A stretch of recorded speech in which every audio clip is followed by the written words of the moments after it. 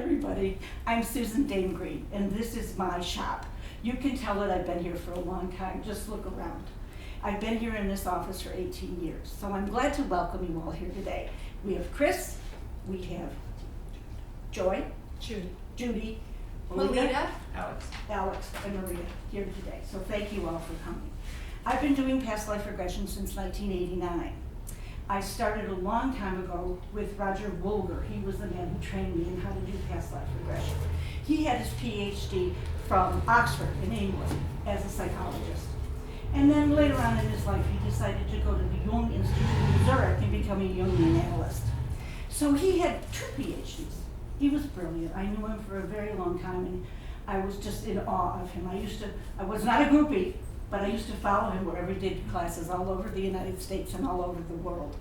And so I learned how to do this. And then I did it as an avocation because I used to do something else. But in 2009, he said to me, you know, you've been following me for 20 years. Don't you think it's about time you took the certification instead of doing this? He said, I'm not going to live forever. So I listened to him, and I was ready to retire from my other job. So I traveled with him around the world. I went to Portugal, I went to Dubai, went to Amsterdam, I went to England. Most of the training was in England, in a little country home outside of, oh Lord, no, I'm losing the name of the place. But at any rate, then also in Rio. So I traveled all over with him and learned how to do Past Life Regression his way. He had a special way of doing it. It was called deep memory process. If you decide to come, that's the process you will have. That's the type of Past Life Regression I do. It treats your body, mind, and soul at the same time. So it's very healing. Roger thought that one session of Past Life Regression was the equivalent of about a year's worth of regular therapy. And if you read the Google reviews, and I have 25-star Google reviews, you'll see that that's what people think of it too. I get a lot of psychologists, I get a lot of doctors, especially oncologists. I get a lot of nurses who are emergency room or heart nurses because they see a lot of death. So they see what happens. I also get a lot of people who are just curious and want to know more about what happened in their past life or feel they're blocked. So they come in, they make an appointment, and we sit down right here, and I talk to you for about a half an hour and figure out how I can help you in your past life. Then you lay down on the sofa, and I make you take off your shoes. I'm just like your mother. I don't let you get on my sofa with your shoes on. Once you're laying down, I start with some simple relaxation exercises. Tighten every muscle in your hands, arms, and shoulders. Hold it, hold it, hold it, hold it, and let it go and feel that relaxation. Can you do that? Do you think that'll work? Yeah. So you just do those, and then I say, imagine a bridge. Any bridge you choose. Start walking across the bridge. As you walk across the bridge, notice what the bridge is made of, and keep walking. Now notice what the bridge is crossing, and keep walking. And when you get to the other side of the bridge, step off the bridge. As you step off the bridge, look down and see your feet. When you see your feet, you're in your past life. People say, well, that's never going to work. It's too simple. Well, I've been doing this since 1989. I've done better than 3,500 of them, and the reality is I've only had 3 people who couldn't go back. So it does work. It's very simple, and it does work. You're awake and aware during the entire process. You know that you're lying on a sofa in Salem, and you know you're in your past life, both at the exact same time. I keep my hand on your shoulder to keep you rooted in the fact that you're here and that you're safe, and you're in your past life. People are always worried that something is going to come up. Oh my God, it's going to be awful. I'm not going to be able to manage it. Well, your soul doesn't give you more than you can manage. You've heard that all your life, you know. You're only given what you can manage. And I'm right next to you. I'm sitting there with my hand on your shoulder. So if it gets really bad, what do? Open your eyes. That's all it is. You're back here immediately. Try not to do that though, because when you do that, you release the energy. You're here because your energy is poking you. That's why. You're interested in this because the energy is poking at you. That's why it's always a small part. It's never huge because it's every once in a while people are interested in this. So the energy poking you, what we do is we take it and interlock it, this life and the past life, and we interlock it and make you stronger. You're able to see exactly what has happened in your past life, and you're able to see the lessons that you learned in that past life, and you realize you're using them in this life. So you realize reincarnation is a continuum. You're with the same people time and time again. Judy has been with Melita before, I can tell. Oh, really? Oh, I yeah, didn't know that. absolutely. I didn't see that one. Soul family, soul family. You travel with the same group, okay? The last time she could have been your little girl, or you could have been the father and she could have been the mother. I don't know. Mm-hmm. But if you go into a past life, quite frequently people find the people that they are closest to, but in a different position. So it's really kind of fascinating. Once you get into that past life, you look down and see your feet. I say, okay, tell me what your feet look like. When you see your feet, you're usually between birth and 20. So I say, okay, what do you have on? And you'll tell me. Oh, I have on sandals. Okay. Now look up your legs up to your waist. What are you wearing up to your waist? Oh, I have on brown shorts. Okay. What do you have on the top? I have a t-shirt. Are you a boy or a girl? And you'll know. Because we've all been boys, we've all been girls. Every past life is different. So I'll say, okay, how old are you? And you'll know. I'm 8. Okay. How do you feel today? I feel pretty good. Okay. So take a couple deep breaths and look around you and tell me what you see. And when you look around, you see where you're standing. I say, do you know this place? And you'll say yes or no. And do you live near here? Oh yeah, I live down the road. Okay. Tell me about the place you live. Well, it's a little cabin and I live there with my mom and dad. Okay. Do you have anybody else living there with you? Yeah, I've got a younger sister. She's a real pain in the butt. You know. So you'll tell me what your life is like. So we find out what your childhood is like, because childhood sets the stage for the rest of your life. Whatever we learn in childhood goes with us. I'll use my mother as an example. My mother was a terrible cook. She was a tall, thin blonde, and she wasn't interested in food. Her meatloaf was like a hot cook. I didn't know till I went to college that you could cut scrambled eggs with a fork. However, she taught me to sew when I was 10 years old. I made all my own clothes. That was the style back then. And she and my father were into taking us to see the United States. And I've been all over the United States. And that's because they thought that was important for us to see how other people lived. And in 1958, they took us on a jet plane to Mexico. In 58, you couldn't go on a jet plane except out of JFK, which wasn't called JFK at that time because JFK hadn't died yet. And we flew to Mexico, so I got to see what people lived like in Mexico, which was huge. It was a big change for me. So I really got to know a lot about the United States and a lot about parts of the world. So it was okay that she didn't know how to cook, but I'm a very good cook. I do a lot of gourmet stuff, and to me that's really, really important. And my kids hated it. I would put pecans in the cornmeal pancakes, and my daughter would say, cornmeal pancakes? Then she'd turn it over, she'd see the pecans, she'd say, pecans! So everybody has a different way of looking at it. Whatever way your parents were, that's helped you form who you are, right? Because they raised you and they taught you tons of different things, right? Judy, what did you teach Melita when she was little? What did you teach Melita when she was little? I think how to love her father. That's really important stuff. And that was very important to you. And so now that's really important to her. And that makes a big difference in her life. Yeah. Yeah. No, but I think art was very important. That's true. Yeah, that's true. That's she would have loved her father anyway. Right. But I think for me, art. Yeah. Design and appreciation of like beauty. Yes. Putting things together. And look how beautifully you put together. Oh, thank you. I'm wearing like half her stuff. That's my scarf. That's really good. Alex, what did your parents teach you that you remember that was important to you, that you still use today? Oh my goodness. Respect and love for other people. Beautiful, beautiful. And Maria? Discipline. Very important. Without discipline, there's no order. And without order, it's just chaos. Kind of like the United States today, right?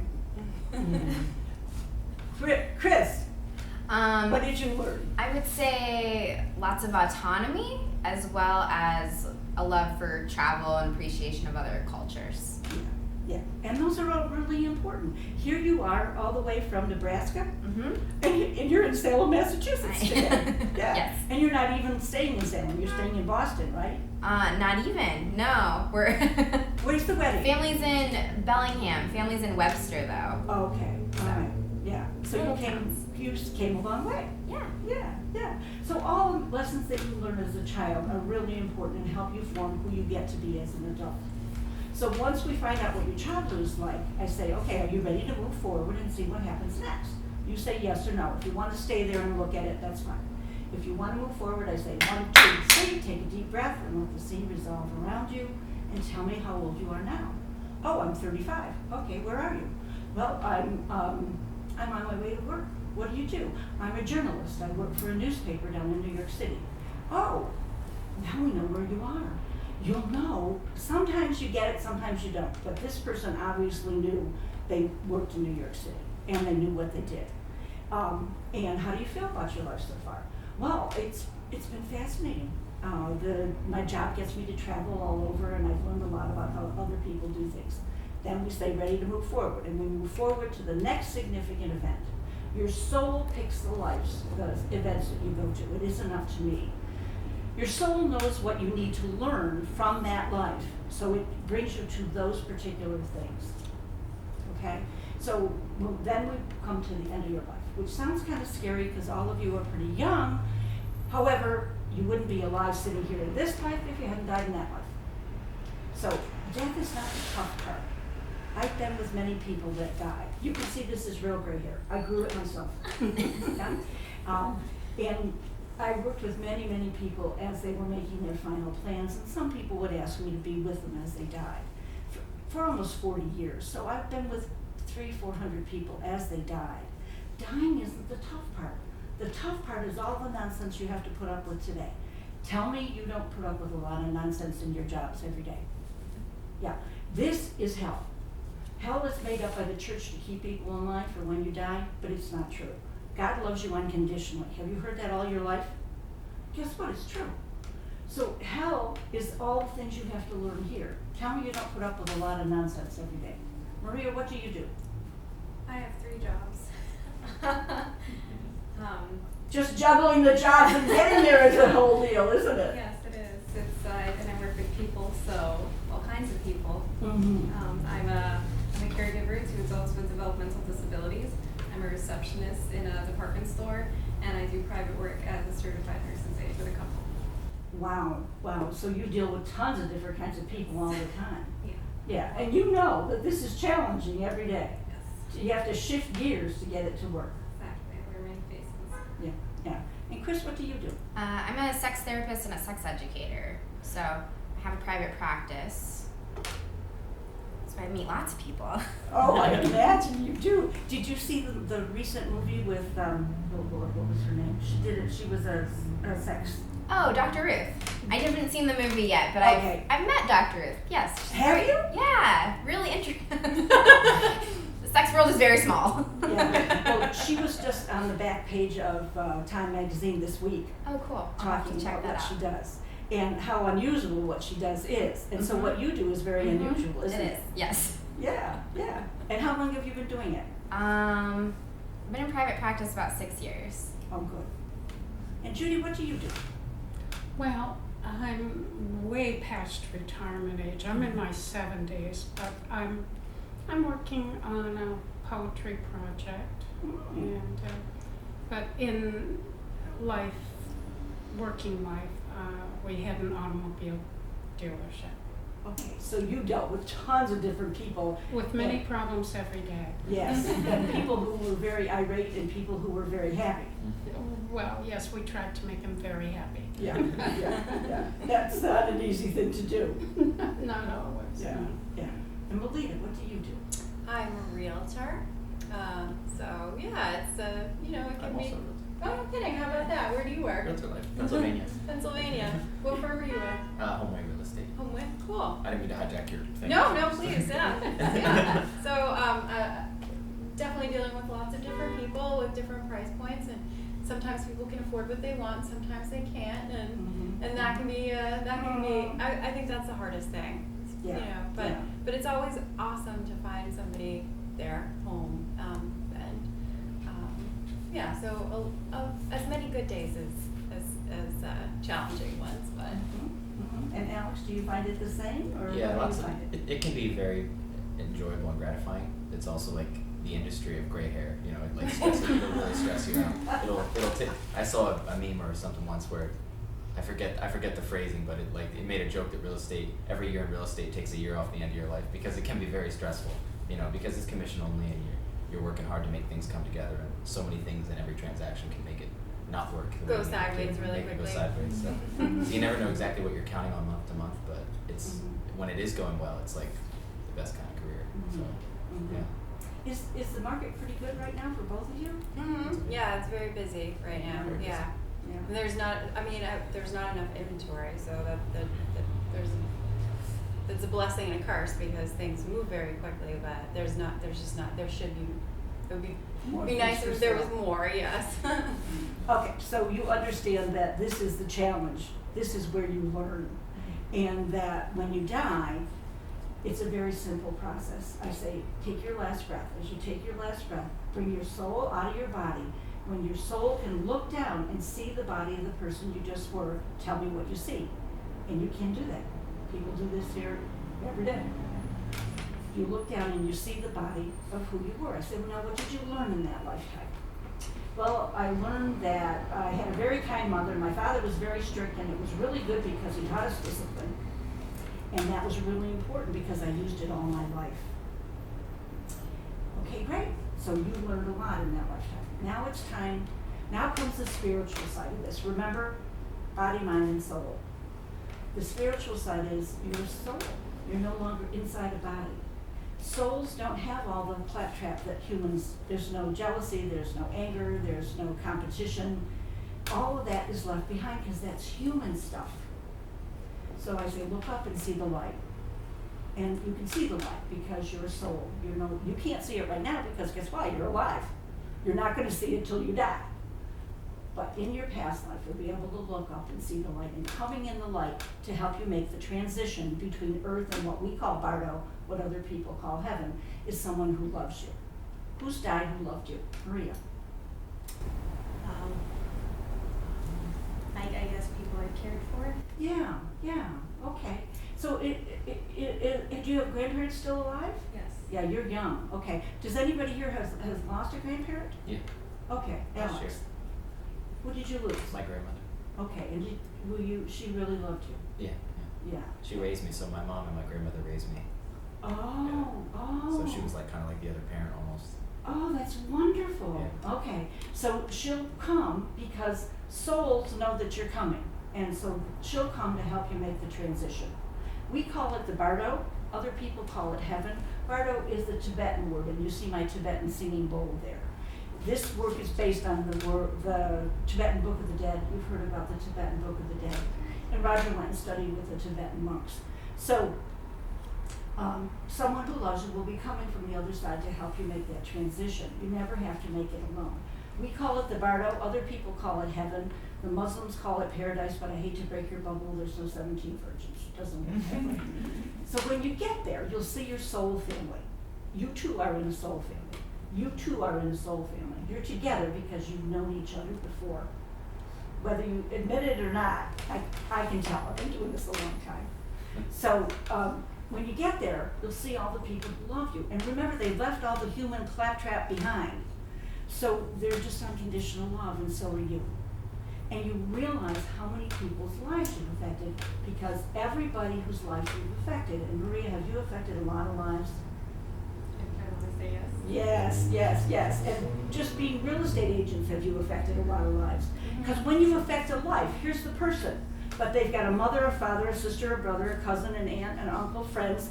You're affecting 10, 12 other people when you affect their lives. So they'll all be there You won't be able to see their faces, but you'll realize there's a huge number of people who love you and are watching out for you. Everybody says, oh, I'm so alone. No, you're not. You're never alone, because people from the other side are always watching you. They're always watching out for you. You're walking a path and they're yelling, Belina, a little more to the right. Chris, a little more to the left as you walk down the path. And that's why you've been as successful as you've been. Because other people, other souls on the other side are watching out for you. Your soul family and everybody else. When you get there, you'll see that soul family is huge. The people behind them, you won't see their faces, but it's a huge number of people whose lives you've affected. So that's why you're doing as well as you're doing, because people are watching out for you. Not that you haven't put a lot of time and effort into this yourself, but sometimes when you have a new idea, one of them has whispered it in your ear. So we gather them all around you, and I hand you the purple pillow. And this is where we do what Carl Jung called cathartic healing. You call in anyone you want to call in, and you talk to them. Quite often somebody will call in a grandmother and say, you know, that recipe you taught me for cookies, I use it all the time, and every time I use it, I remember how you patiently taught me how to make cookies. And that was really, really important to me. Or whatever memory you have from that person. Where was I going with that? I've lost my train of thought. Give me a minute here. So you're in the, oh yes, that's cathartic healing. So you call in whoever you want to call in, and you talk to them. Could be your grandmother who gave you the cookie recipe. That meant so much to me, and I really want to thank you for it.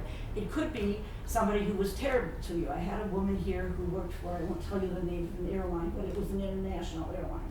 And she worked for this boss for 35 years. She hated him. She thought he was awful.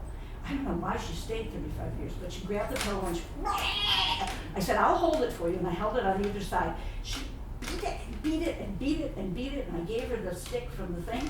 She almost broke my hand with it. So some people have a lot of things they want to get out, and other people, it's happy things. It's all the stuff we carry on our shoulders. We carry on our shoulders the things we haven't said. We couldn't say them because it was the school principal and we get bounced out of school. We couldn't say it because it was our mother and we loved her and we didn't want to tell her bad things. We couldn't say it for 1,000 reasons. Or it was a coach. When a coach taught me, this is one of my favorite sayings, prior planning prevents piss poor performance. The 6 Ps, okay? And I learned that years ago from a coach. And you know what? I don't even remember what he coached, but I do remember that.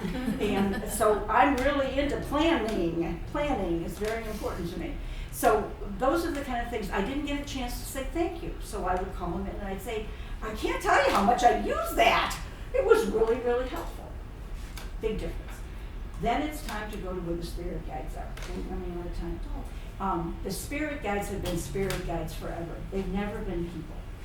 They've been watching you since your first life on this earth. They watched you take that first step in the first life. They know how hard you've been working. Have you all been working hard? Yeah, you especially, right, Chris? Yeah. Yeah.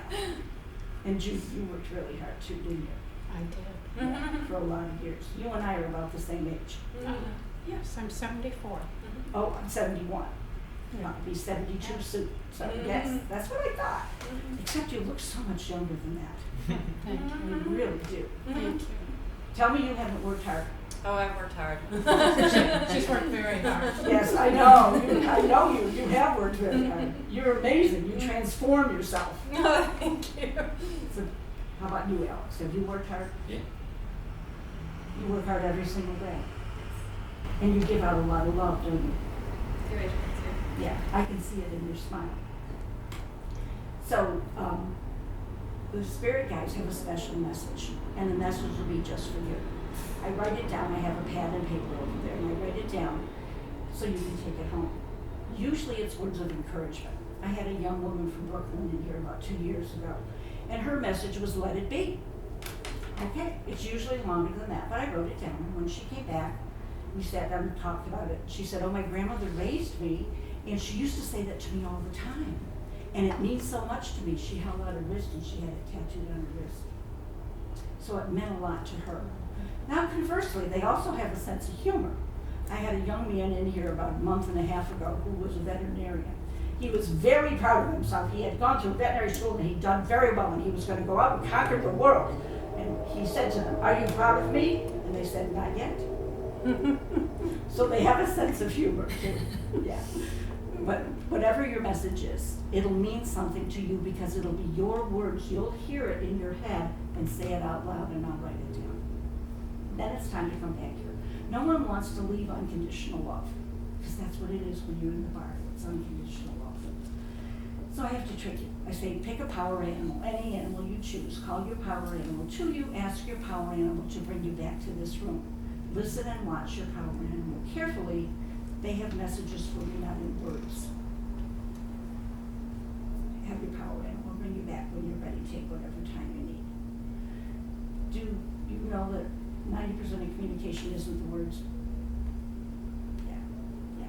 So your power animal brings you back.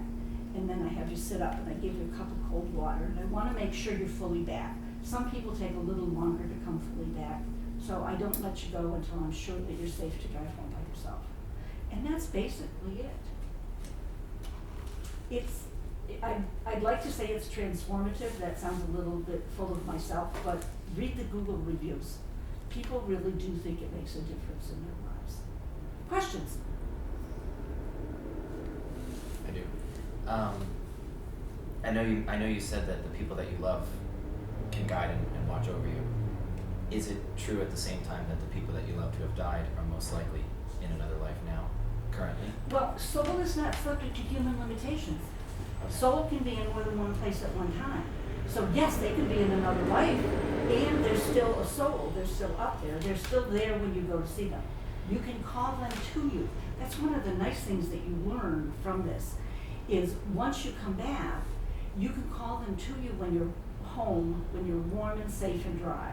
No electronics, nobody bothering you, no way that anybody's going to come in. You just sit down and you take some time and you call them to you. And they will come because they do love you. And they are available to you. So yeah. Interesting. Yeah. Soul can be in more than one place at one time. So when we get to the bardo, quite often people will be there who are alive. The woman I had on Monday had her sister, who is very much alive, come and help her make the transition. It was her sister's soul. Soul is not subject to human limitations.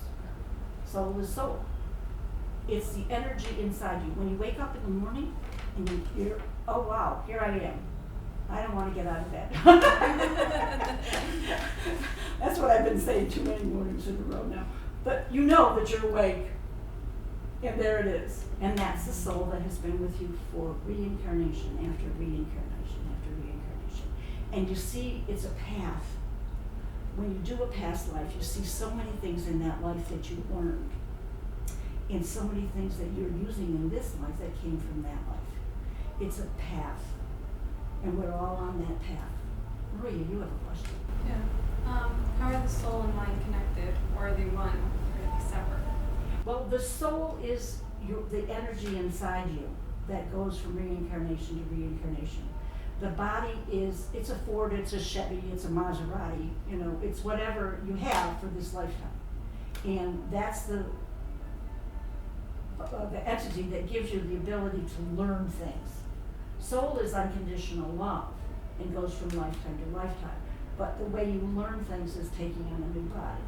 And in order to grow and become more of a soul, more of a completed soul, you need to take on being in a body and need to learn to feel what it feels like. Have you learned a lot in this lifetime, Judy? Sometimes more than I wanted to know. Yeah. Jesus, Muhammad, Buddha, they don't need to come back. I am old enough now to be able to look back and see the mistakes that I made and the successes that I had. And so I've learned a lot in this lifetime. I've also learned that I'm nowhere near perfect yet, and I'm coming back. I have a friend in Maryland who's a mentor to me, and she's been doing this work for 35 years. She thinks she's marvelous. She thinks that she's not coming back. I can watch her and tell you she's coming back.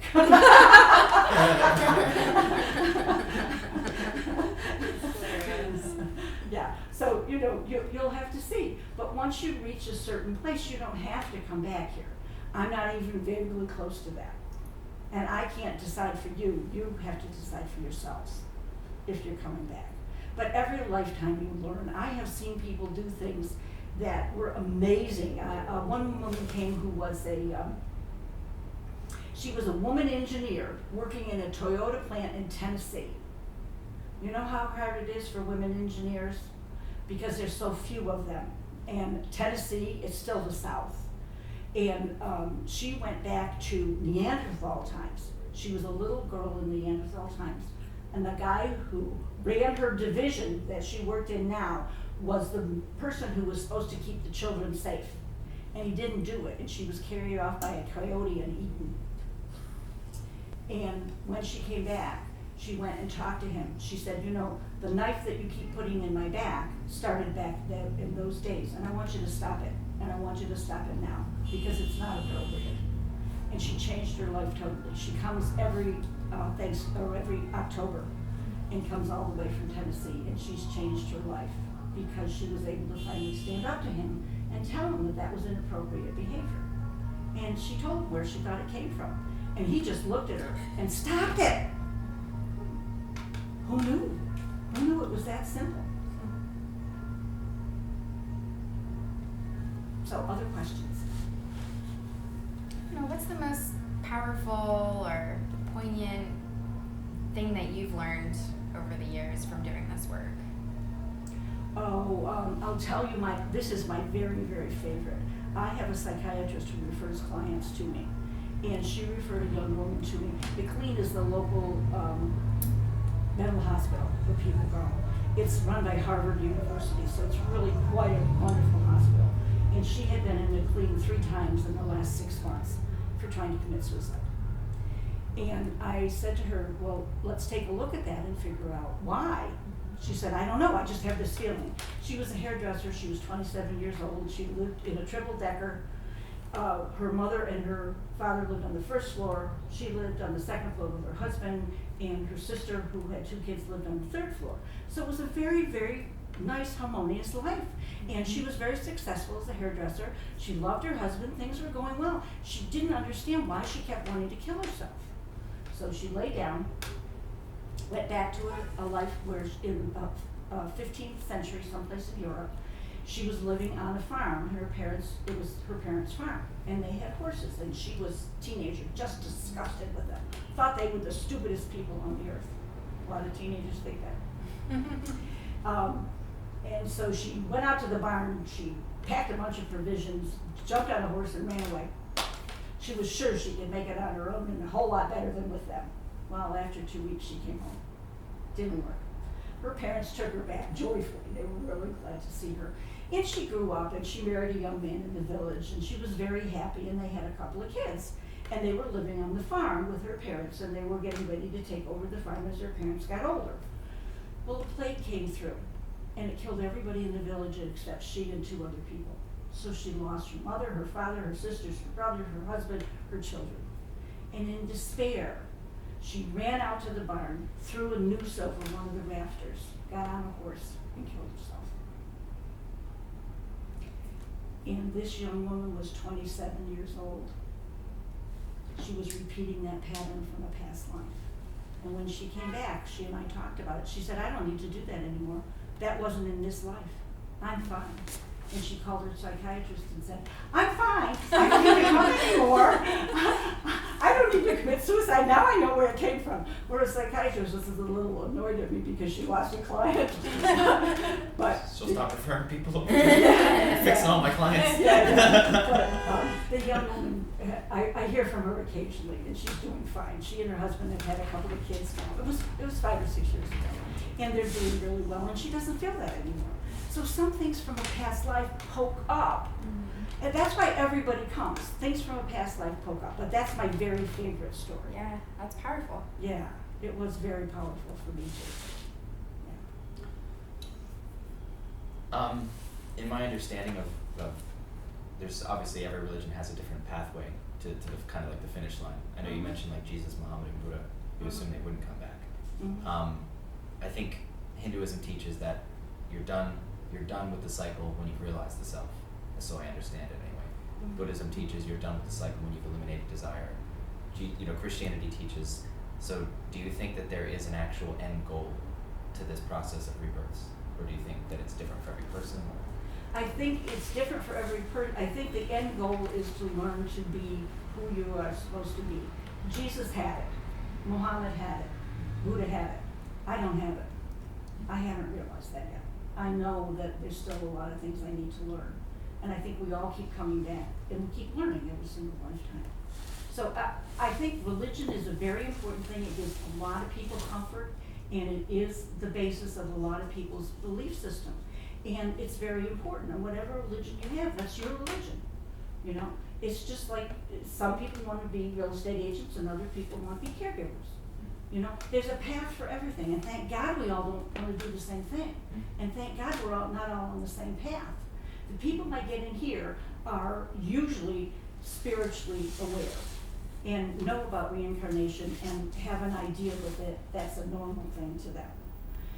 But when they go home, they can't tell other people about it because other people don't believe in that. And you know what? That's not a bad thing.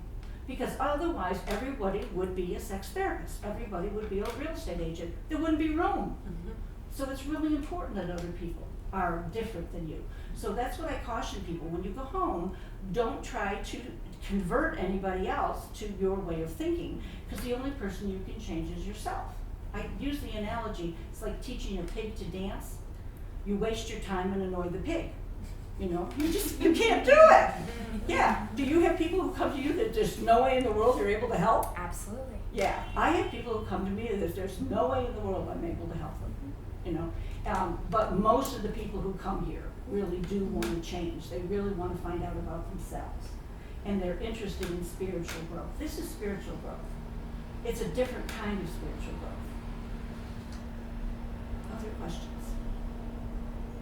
Thank you all for coming today. This was a fascinating session. You asked all the right questions. Thank you.